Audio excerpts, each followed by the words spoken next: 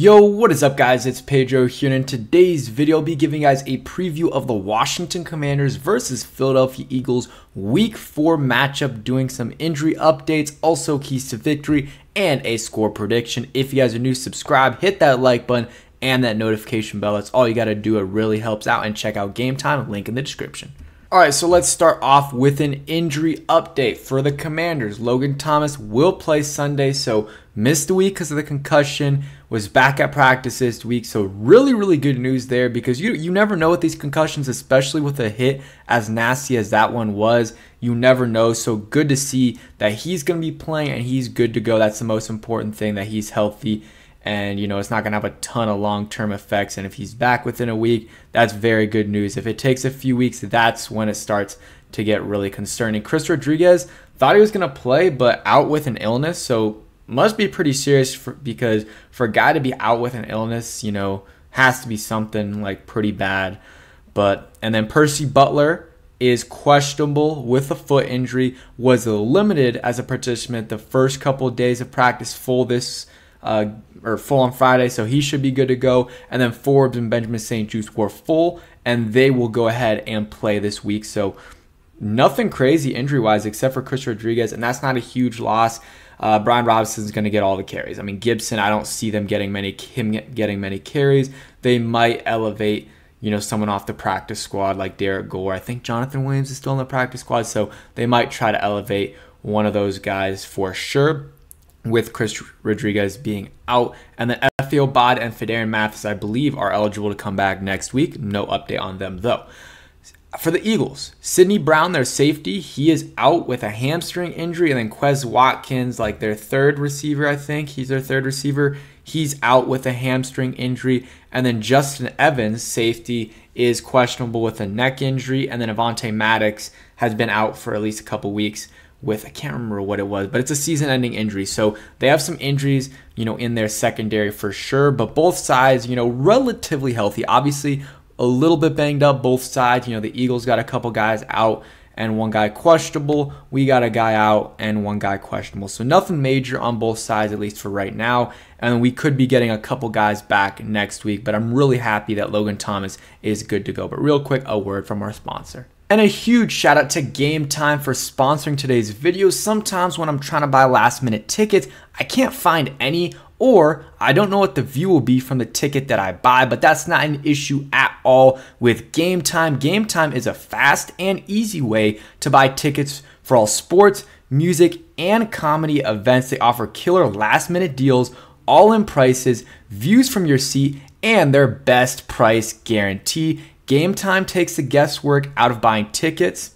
I recently needed some tickets for a Virginia Tech football game, and it was last minute, and it was really easy and quick, and I was able to get tickets, and I'm going to get some tickets for the Pitt versus Virginia Tech game tomorrow night. It's been great so far. Game Time's the only ticketing app that gives you complete peace of mind when you purchase your tickets. You get to see the view from your seat before you buy. They also don't have hidden fees, and you can buy the tickets with 2 taps within seconds. Take the guesswork out of buying tickets with Game Time. Download the Game Time app, create an account, and use code SCHMITH for $20 off your first purchase. Terms apply. Again, create an account and redeem code SCHMITH for $20 off. Download Game Time today. Last minute tickets, lowest price guaranteed. Okay, so now back to the video. So we went over the injury updates. Now let's go over some keys to victory, stuff like that, before I give you guys my final score prediction. So again, injuries,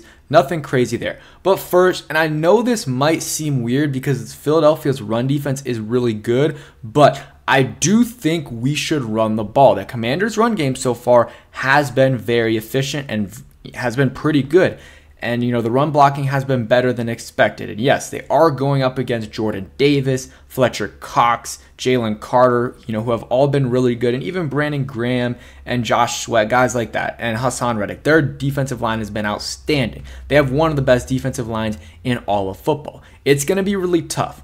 But I think Brian Robinson can consistently get you a few yards. And if you, stay consistent with it, and you don't go away from it like you did against the Bills, I think you'll be able to get some points. You'll be able to control the clock, keep your defense off the field, rest them up, and, you know, get some points. Maybe you're not going to get 35, 40 points, but you can get 20, 17 to 23 points if you just consistently run the football, and then when you need to, throw it to Jahan Dotson, throw it to Terry McLaurin. They could have done it in the Bills game. They got away from it, but Brian Robinson was cooking up the Bills D-line, and the Bills D-line is good. They've got Ed Oliver. They've got some good pass rushers, Gregory Rousseau. They've got some solid pass rushers. The Eagles' D-line's better for sure, but I think you got to run the ball, even though their run defense, they've allowed the fewest yards this season, 145 yards on the ground, 48.3 yards per game. Part of that is because usually teams are way behind them and they have to pass the football a ton,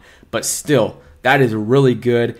And I don't have the yards per carry stat out there, but it's probably pretty good as well. So I know it kind of seems counterintuitive, but I also want to limit the amount of times Sam Howell drops back, because their run defense is good, but so is their pass rush. Their pass rush is really good. So if you have Sam Howell dropping back and staying there for more than like 2 seconds, he's getting sacked. And with those guys up front, could be a fumble, could be a turnover, or maybe not a sack, but he just throws it into, double coverage or into a defender's hands, and it's an interception, and it's the Bills game all over again. So that's kind of why I think we should run the ball more. Maybe like Brian Robinson gets like 17, 18 carries. That's what I would want. Don't go away from the run game early. And now another offensive one. I'm not saying to pass the ball a ton, because I just said to run the ball. But when you do pass the ball, get the ball to your playmakers. Give the ball to Terry McLaurin. Give the ball to Jahan Dotson. These guys are averaging 5 targets a game.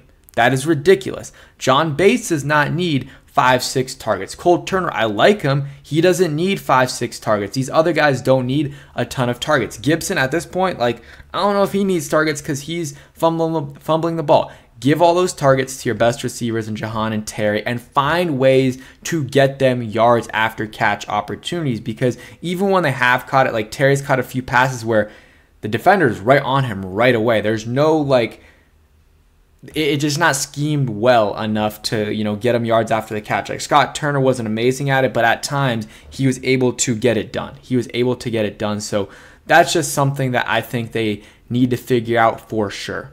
I mean, it's just insane right now to see that Terry has just barely over 100 yards. Jahan doesn't even have 100 yards through 3 games. A small percentage of the blame might be on them, but I really don't think so, because they were able to have production the last, couple years, especially Terry the last few years, and Jahan last year, with bad quarterback play and bad offense, bad play calling and bad offensive line. So I don't know. I don't think it's on the receivers really. I think it's partly Hal, partly offensive line, and honestly Eric Bieniemy. So Eric Bieniemy in that sense has to step up a little bit. I think what he's done with the run game has been good. He needs to run the ball more, but his scheme for the run game has been good. We've been way more efficient this year running the football than we were last year, but passing the ball, we have not been as good as we were last year. So try to get these guys more yards after catch opportunities than they have been in the last couple weeks, and target them more for sure. And even Curtis Samuel, I mean, he's been good this year. 12 targets. He's gotten less targets than these guys, fewer, and has more yards than anyone, which is absolutely crazy. Other one is it's hard, but try to force the Eagles to be in not be in 3rd and 1, 4th and 1 situations, because when they are, the QB sneak is automatic. I mean, the success rate that they have is insane. It's like 90-something%.